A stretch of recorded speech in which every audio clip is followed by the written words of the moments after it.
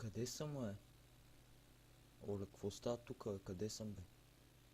Оле, това е Майнкрафт. И какво става, хора? Аз съм SizoBG или AK Станимир или както бях преди Хайтек. Значи, тук съм подготвил една кандидатура за един сървър и сега ще видите какво съм направил.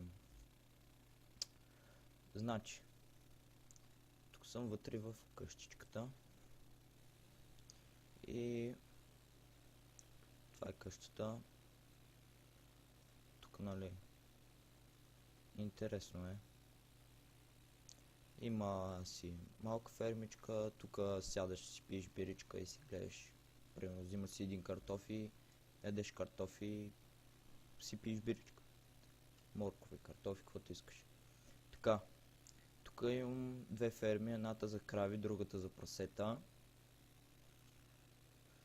И да, не знам дали е много яко, ама мен си ме радва.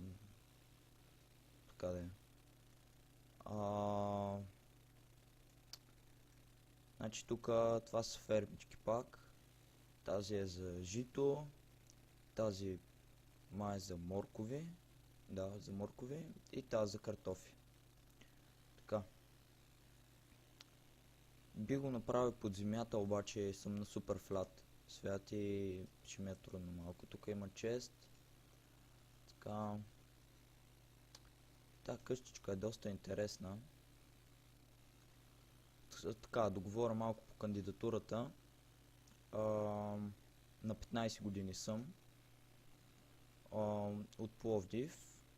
И си казвам Станимир, както казах в началото на клипа. Играя Майнкрафт от 3 години. Нещо такова, от 2-3 години играя Майнкрафт.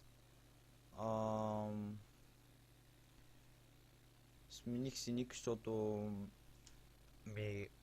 бяха ми взели това аккаунт Hightech и просто стана така, че трябваше да си смена ника, пък и приятелите ми викат Сизо, някой ми вика Сизо, някой Станко.